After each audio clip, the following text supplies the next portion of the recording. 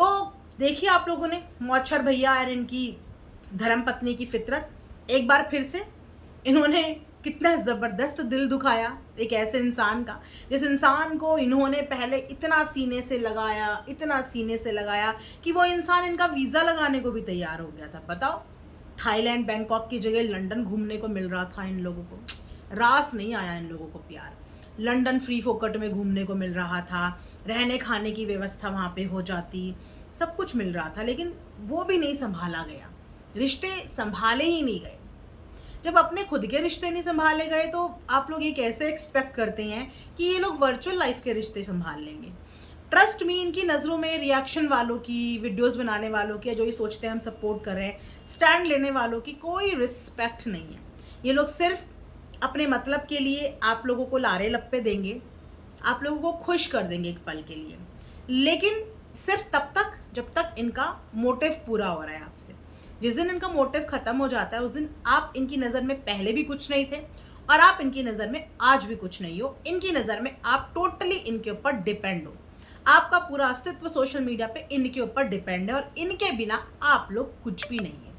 ये उन व्लॉगर में से हैं जो सिर्फ अपने मोटिव के लिए ही रिश्ते यहाँ पे बनाते हैं और उसके बाद उन रिश्तों को तार तार करके यहाँ से चले जाते हैं। अब बताओ, इसी बात का रोना लेके तो यहाँ पे जो छोटा सुपुत्र है इनका, वो भी तो इसी बात के लिए यहाँ पे लड़ रहा था कि जो चीज़ बैक कैमरा हो रही है उठा के वीडियो में, जो चीज़ बैक कैमरा हो रही है उठा के वीडियो में। इसी चीज़ की शिकायत वो इस कंट्रोवर्सी के दौरान अपनी माँ से करता करता रह गया और अब घूम फिर के वही बात तो लोटा बहू की वर्चुअल मम्मी जी ने बताई। उन्होंने भी वही बात बताई ना कि मैंने इन लोगों से रो रो के वीडियो कॉल पे बात करी। इन्होंने बकायदा वो वीडियो कॉल पे जो बात हुई, जो कि ऑफलाइन बात थी, उसका भी कंटेंट बना के सोशल मीडिया पे छाप दिया। वेल, इस पे भी मेरा एक बहुत सॉलिड सवाल है। ये रो रो के फ़ोन करने वाली सिचुएशन पे है तो बहुत सारे सवाल मेरे, लेकिन मैं अभी इसीलिए नहीं कर रही हूँ क्योंकि मैं अभी इस वाली तरफ बात करना नहीं चाहती। मैंने पहले भी नहीं करी थी। जिस समय पे आज से 6-8 महीने पहले ये कंट्रोवर्सी का बीज बोया गया था, उस वक्त पे भी मैंने वर्चुअल मम्मी जी के बारे में कोई भी बात नहीं करी थी। मैंने सिर्फ और सिर्फ उस वक्त पे भी गलती बताई थी मौछर भैया की कि आपने गलत किया। आपने यहाँ पे अपने ही हाथ से कुल्हाड़ी इसीलिए मारी अपने खुद के पैर पे क्योंकि भेदभाव एक इतना बड़ा शब्द है जो आपको किसी के भी दूर करने के लिए ना सक्षम है। आज अगर ये भाई भाई से अलग हैं, आज अगर माँ बेटे से अलग हैं, तो उसका एकमात्र कारण है भेदभाव, क्योंकि उस लड़के को भेदभाव फील हुआ। और आज ये जो सोशल मीडिया पे इनके पसंद करने वालों की संख्या जो है बिल्कुल डाउन हुई, उसका भी एकमात्र कारण था भेदभाव।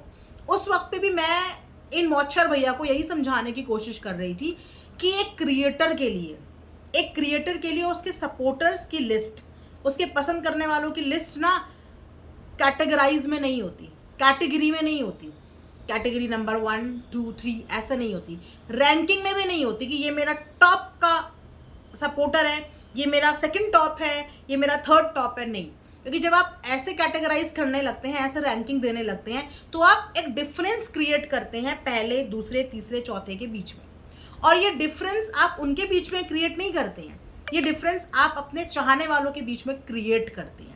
जो डिफरेंस इन्होंने उस वक्त पे क्रिएट किया, उस वक्त पे अगर ये समझदारी से काम लेते और सबको सेम प्लेटफॉर्म पे रखते, सबको सेम तरीके से समझाते, सेम तरीके से सामना करते, अरे तुम्हारे चाहने वाले ही तो थे, तुम्हें सपोर्ट करने वाले ही तो थे, तुम्हारे लिए लड़ने वाले ही तो थे, सामने बोलते। जब सामने आपका अपना खड़ा हो ना, तो वहां पे हारना भी मंजूर होता है।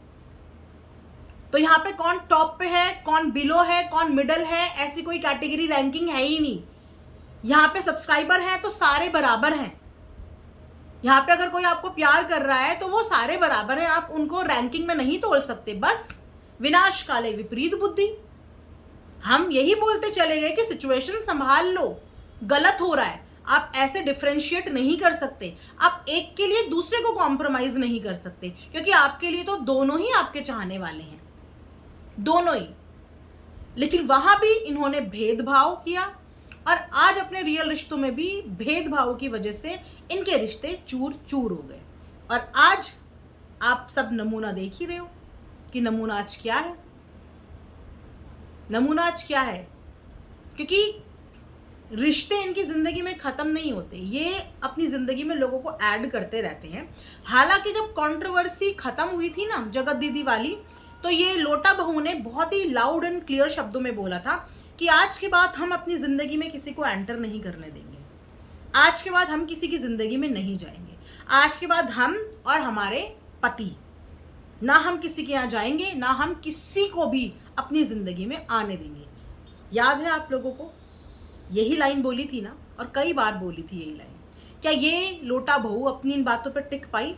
मात्र 1-2 महीने के अंदर इन्होंने दोबारा दीदियां बनाई, मात्र 1-2 महीने के अंदर इन्होंने दोबारा नए नए लोग बनाए, बुलाया अपना घर, नए नए सपोर्टर बनाए, नए नए रिश्ते जोड़े, करी बातों पे बातें उनसे, करी ऑफ कैमरा मुलाकातें उनसे, कराए उनको इनविटेशन, चढ़ाया सबको चढ़ाया। तो ये लोगों का इस्तेमाल करना अगर छोड़ देंगे तो इनकी खुद की जिंदगी नहीं चलेगी। बोलते हैं कि दूध का जला हुआ छाछ भी फूक फूक के पीता है। लोटा बहू के साथ जो हुआ वो नॉर्मल नहीं था, वो एक बहुत बड़ी सिचुएशन से निकल के आई थी, जिस सिचुएशन से निकलने के बाद तो उसको अपनी परछाई पे भी भरोसा नहीं करना चाहिए था। तो ये तो वर्चुअल वर्ल्ड है, परछाई पर भी भरोसा नहीं करना चाहिए था, लेकिन फितरत तो फितरत है। उसका पति रिश्ते जोड़ता गया, लोटा बहू हाँ जी जोड़ो। आज भी देख लो उनके घर में, आज भी उनके घर में भीड़ मची रहती है, आज भी आपको उनके घर में लड़कियां दिखेंगी, नए नए लोग दिखेंगे, मिलना जुलना दिखेगा, कुछ भी कम नहीं हुआ, कुछ भी कम नहीं हुआ। लेकिन उस वक्त पे यही लोटा बहू चीख चीख के बोल रही थी कि अब हम अपने पति को किसी से बात भी नहीं करने देंगे, किसी से मुलाकात भी नहीं करने देंगे, किसी के घर नहीं जाएंगे और किसी को अपने घर नहीं लाएंगे। लेकिन कुछ सुधार नहीं हुआ, कुछ भी नहीं। और आज उसका नमूना यही है कि वापस से जो ये दूसरों के साथ करते आए हैं इतने टाइम से, कि पहले उनके साथ रिश्ता जोड़ा, फिर उनकी चीज़ें जानी और उसके बाद टाइम आने पे उनको एक्सपोज कर दिया, आज वही सब चीज़ें इनके साथ हो रही हैं। बोलते हैं ना कर्मा घूम के आता है, आज वही सब चीज़ें इनके साथ हो रही हैं कि इनके साथ लोग रिश्ता जोड़ रहे हैं, इनकी पार्टी में जा भी रहे हैं, खूब नाच गाना भी हो रहा है, और उसके बाद टाइम आने पे इनका कच्चा चिट्ठा भी खोल के जा रहे हैं, इनके बारे में बता के भी जा रहे हैं कि असलियत में ये लोग कैसे हैं। क्योंकि वो क्रिएटर्स थे, उनकी एक इज्जत थी, उनको देखने वाली मिलियंस की जनता थी, इसीलिए उन लोगों ने अपने मुंह पे चुप्पी रख ली, घूट पी के सब चुप हो गए, बैकआउट कर गए कि यार ये लोग गंदगी पे उतर आएंगे पर हम इतने गंदे नहीं हो सकते। सब ने अपने पैर पीछे खींच लिए और इन्हें लगा कि हम जीत गए उनसे। उन्होंने अपने पैर इसलिए पीछे खींचे क्योंकि वो इज्जत चूज की, उन्होंने उस समय पे उन्होंने इज्जत चूज करी और इन्हें लगा कि हम जीत गए। लेकिन अब जिनसे आपके पाले पड़ेंगे ना, और अब जिनसे आपके पाला पड़ रहा है वो क्रिएटर्स नहीं है, वो क्रिएटर्स नहीं है। अगर आप उनको 1 दोगे तो वो आपको 100 देने का दम रखते हैं, बिल्कुल बराबरी वाला 100 देने का दम। तो गाइज अभी तो पता नहीं और क्या क्या आपको देखने को आगे मिलता है, बट जो भी देखने को मिल रहा है ये सब कुछ लर्निंग है। हम सब सोशल मीडिया पे एवरीडे कुछ नया सीखते हैं, कुछ नया सीखने को हमें मिलता है। But I am very much glad कि इस सिचुएशन में हमें कभी आना नहीं पड़ा। हम किसी और को देख के संभल गए। जब किसी और के साथ ये सिचुएशन हुई, हम उस सिचुएशन को देख के संभल गए, क्योंकि हमने उस सिचुएशन से रिलेट किया कि अगर आज ये है तो कल कोई भी हो सकता है। और मतलब आप इसे ब्लेसिंग्स बोलिए कि बहुत सही समय पे बहुत सही डिसीजन शायद हमने उस वक्त पे ले लिया। और ऐसा नहीं है गाइस, रिग्रेट पता है जिंदगी में कभी नहीं होगा। जानते हैं क्यों? क्योंकि एंड टाइम तक भी हम समझाने की कोशिश कर रहे थे, चीज़ों को संभालने के लिए एंड टाइम तक भी हम लोग बता रहे थे कि गलत हो रहा है सही कर लो, गलत हो रहा है सही कर लो। लेकिन उस समय पे इंसान का अहम इतना हावी था कि उसको बर्बाद होना था, उसको दोबारा से मुंह की खानी थी। तो नहीं सुनी, नहीं मानी, नहीं चीज़ें संभाली, नहीं सिचुएशन संभाली, तो हाथ धो बैठे। ऐसा नहीं है कि इनकी ज़िंदगी में अच्छे लोग नहीं आए हैं, इनकी ज़िंदगी में लोग अच्छे आए हैं। अच्छे लोगों के लिए मैं बोलूँगी कि ये फैमिली ब्लेस्ड भी रही है। अब आप चाहे वो क्रिएटर्स की बात करो, इनको ज़िंदगी में बहुत अच्छे-अच्छे लोग मिले हैं, लेकिन इन लोगों ने ना लोगों को पहचाना नहीं। इन लोगों ने रिश्तों को ना गहराई से समझा नहीं। इन्होंने रिश्तों को सिर्फ़ एक अपॉर्च्युनिटी समझा और बस यूज़ एंड थ्रो के लायक समझा। वरना लोग इनकी ज़िंदगी में बहुत अच्छे आए, जिन्होंने उस वक़्त पे इनके लिए अपनी ज़ुबान खोली, जिस वक़्त पे इनकी ज़िंदगी का सबसे लो फेज़ था। और बोलते हैं कि इंसान सुख में किया हुआ चीज़ याद रखे ना रखे, लेकिन दुःख में अगर किसी ने हमारे लिए कुछ किया होता है तो हमें ताउम्र ज़िंदगी भर उस चीज़ को याद रखना चाहिए, ग्रैटिट्यूड शो करना चाहिए इस चीज़ के लिए कि एक वक़्त था जिस वक़्त पे हमें सबसे ज़्यादा ज़रूरत थी, उस वक़्त पे कोई एक आवाज़ भीड़ में दूर खड़ी हुई हमें बोल रही थी, हमारे लिए बोल रही थी, हमसे बोल रही थी, हमें सुन रही थी, हमें समझ रही थी और हम इस चीज़ का ग्रैटिट्यूड शो करते हैं। हम इस चीज़ के लिए शुक्रगुज़ार होते हैं, राइट? तो इसी के साथ ये वाला वीडियो यहाँ पे एंड करते हैं।